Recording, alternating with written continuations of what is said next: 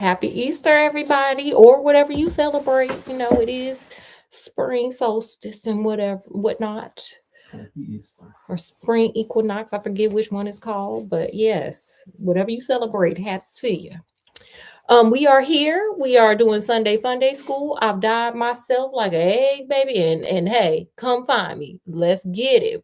As always, we start off with our AB selection at this Sunday Fun Day School. We're gonna put Oreo Juniors back there in the children's workshop, and we're gonna get Scott out here to give us the AB selection. Let's go, Scott. All right. Love God, right? What's the matter with you? Keep the Bible tight. It's how God tells you what to do. Smiling. Smiling comes at no surprise. Smiling ain't hiding what God sees in your eyes. God's got the love to give you the strength. Keep on living. Whatever it is you can't do without God given. Oh no. Oh, I ain't want to stop. Huh? Okay. Okay. Well, with that, we're not doing an Easter story, because we're still in the David story. But I believe David was related to Jesus, huh? Mm-hmm. Sure. Yeah. I think God told him, your offspring gonna save humanity and the world and all that. So let's get into David, Jesus' great, great, great, great, great, great, great, great granddaddy. And I want to say through Joseph, even though Joseph wasn't his real daddy, but it doesn't matter. None of this matters. Okay. So let's get it. Scott, do you remember what happened last week? I know Samson took out Goliath, right? Was that last week? David took out David, sorry. Took out Goliath. We still on his story. Remember, he was walking around with David's head or Goliath's head. He was doing a lot. Yeah, There's violence going on here. Okay, well, we got to continue with this day. Wasn't Saul's son kind of like side on him? Well, not side on, kind of blowing kisses, lusting after David. No, yeah, they was friends. Jonathan was David's friend. Okay, now let's keep on with this journey. David went to Jonathan. What have I done? He asked. What crime have I committed? What wrong have I done to your father to make him want to unalive me? Sir, he's just jealous.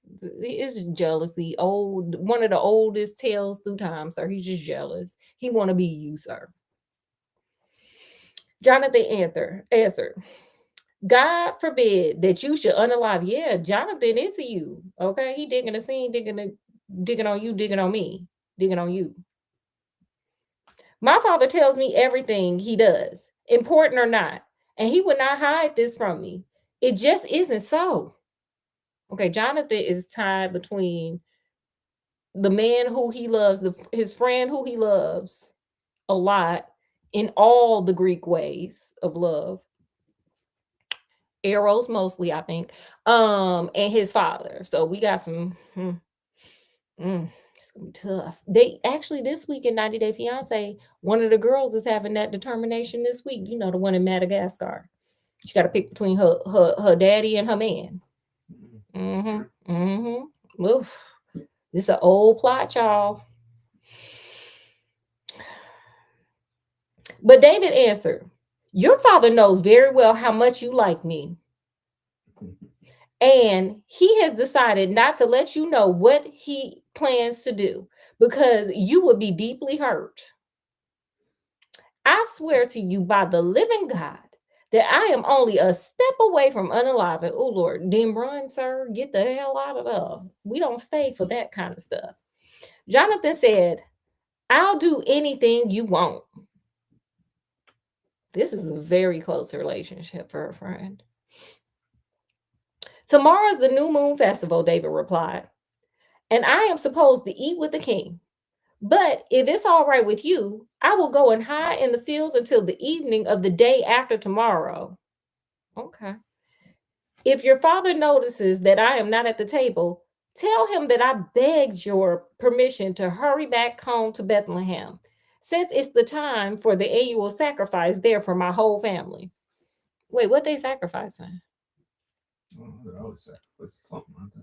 I hope it's a goat or something like that. I hope it ain't like a person because that's crazy. I mean, I don't want it to be a goat or a lamb either, but better than a person, in my opinion. If he says, all right, I will be safe, but if he becomes angry, you will know that he is determined to harm me. Please do me this favor and keep the sacred promise you made to me. But if I am guilty, unalive me yourself. Why take me to your father to be unalived? Don't even think such a thing, Jonathan answered. If I asked for certain that my father was determined to harm you, or if I knew, I'm sorry, not asked, if I knew for certain that my father was determined to harm you, would I tell you? Wouldn't I tell you?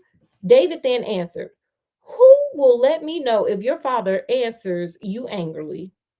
Let's go out to the fields, Jonathan answered. Now, I don't know. I mean, David made it. We know that. Spoiler alert.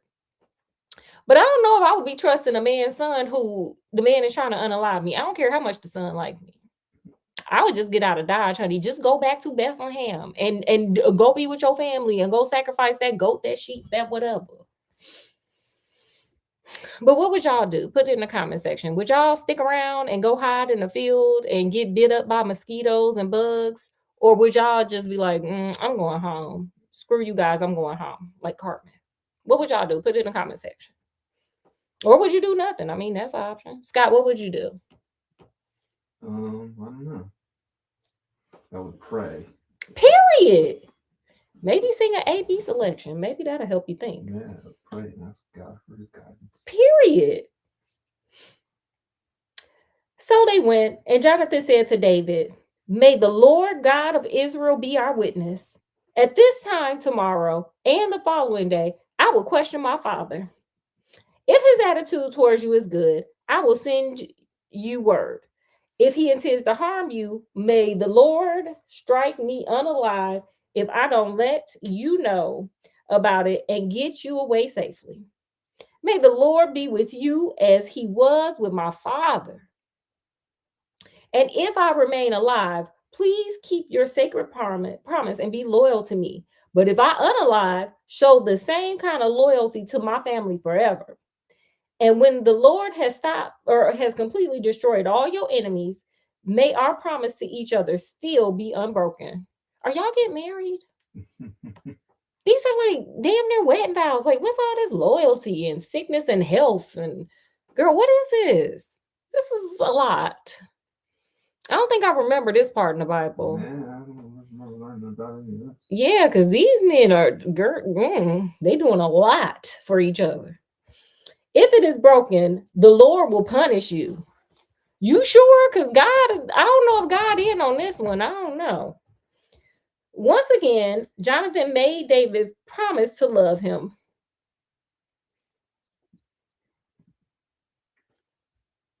I gotta reread the regular Bible and see if this is in here, because I'll let y'all know, not next week because we got family coming in, but whenever I find out, I gotta let y'all know. This is crazy.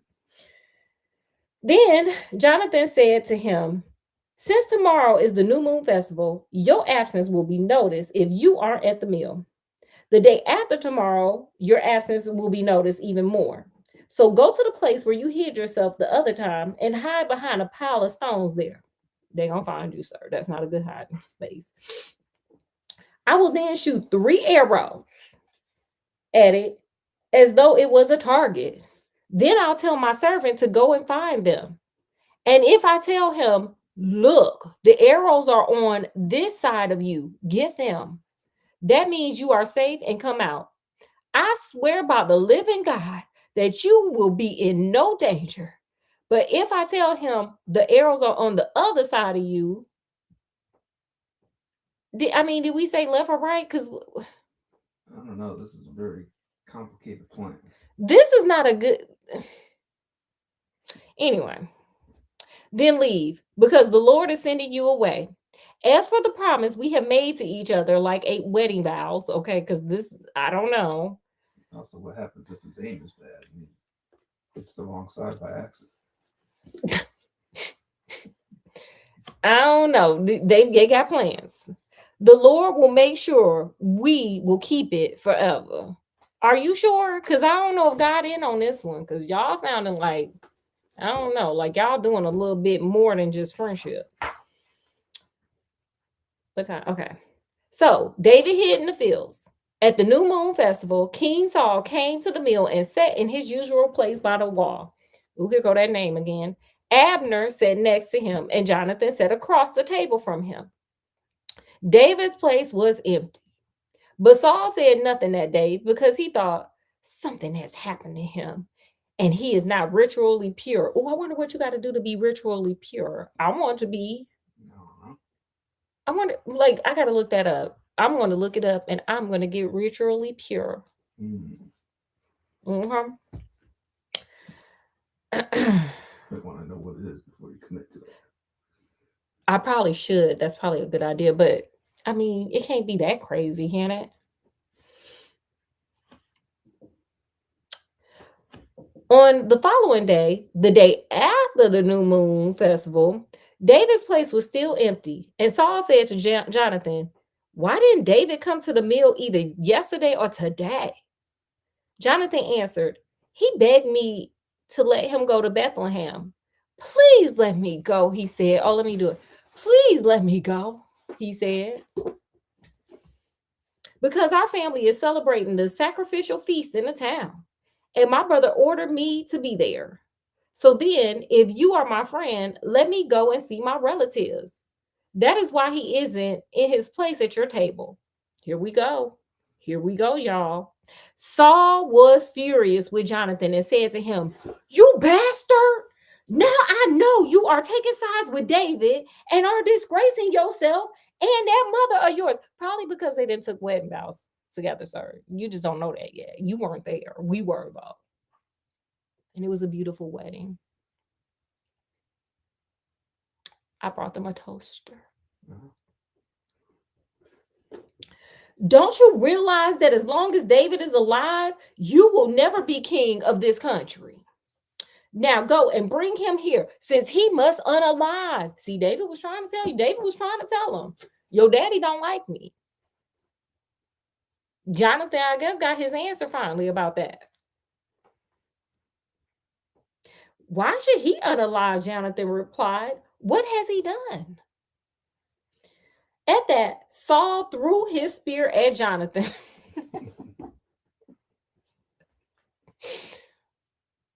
Sir, isn't the goal to get your son to be king?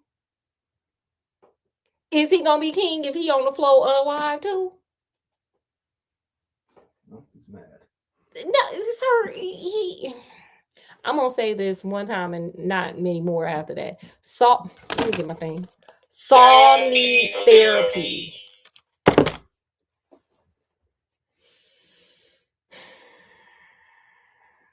And Jonathan realized, as Saul, Jonathan to unalive him. And Jonathan realized that his father was really determined to unalive David. David told you. Jonathan got up from the table in rage and ate nothing that day. Who did that help, sir? Now you're hungry. Now your stomach touching your back. Who is that helping? It ain't helping nobody, and it definitely ain't helping you. How you gonna aim right if your hands all shaky because your blood sugar low? Now that you gotta shoot spears and warn this man or whatever. Like, this don't make no sense, but okay. The second day of the new moon festival, he was deeply distressed about David. Yeah, because that's your boo. Because Saul had insulted him. The following morning, Jonathan went to the fields to meet David as they had agreed. Okay. Let's see if his hand's shaky to where he can't shoot them arrows right. He took a young boy with him and said to him, "Run and find the arrows I am going to shoot." The boy ran, and Jonathan shot an arrow beyond him. You lucky you didn't hit that little boy. When the boy reached the place where the arrow had fallen, Jonathan shouted to him, "The arrow is further on. Don't just stand there. Hurry up. The boy picked up the arrow and returned it to his master, not knowing what it all meant. Only Jonathan and David knew. Hey, they gonna keep each other's secrets. Think of Jonathan as the pages in your diary, David. Jonathan gave his weapons to the boy and told him to take them back to town. After the boy left, David got up from behind a pile of rocks, fell on his knees, and bowed his face to the ground 3 times. Both he and Jonathan were crying as they kissed each other.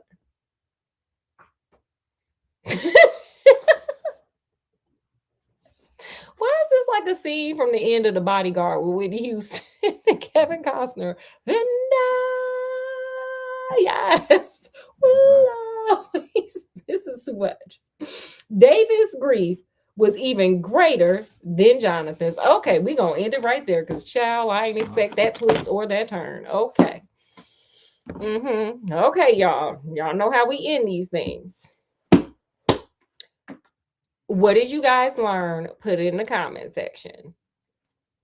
Scott, what did you learn from this?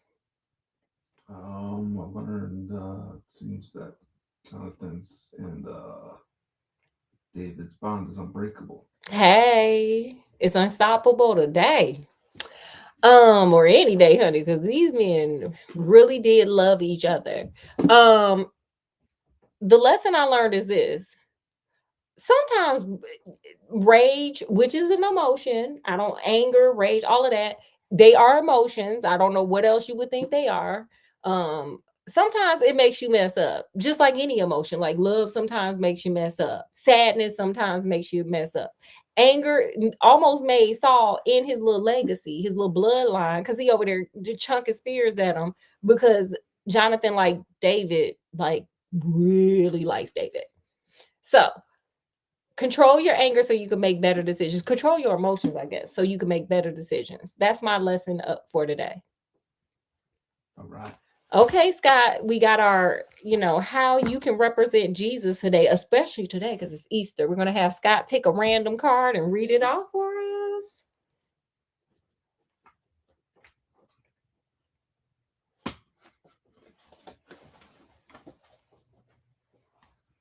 Go to a local park and narrate the wildlife like it's a soap opera. Jesus will love it. And if you stream it, they will probably love it too. Boom, period. That's how you can recognize Jesus today. Just go to the park, narrate them squirrels, them geese, them little evil geese, and all them like a soap opera, period. Okay, guys, well, we're going to end it here. Of course, we'll be back with the interesting thing that happened at Perfect Acres Inc. Give me like 30 minutes to just change my face up so I can stop being an Easter egg and go be somebody else. But with that, we're going to bid you guys adieu. As always, we hope you had a good time hanging out with us. We definitely had a good time hanging out with you guys. If you could please like, share, subscribe, check out some other videos, shorts, lives, all that good stuff. And with that, from wherever we are, even hide behind some rocks while our friend is shooting spears to tell us whether or not his father gonna unalive us or not, to wherever you are, peace, love, and happiness. Bye.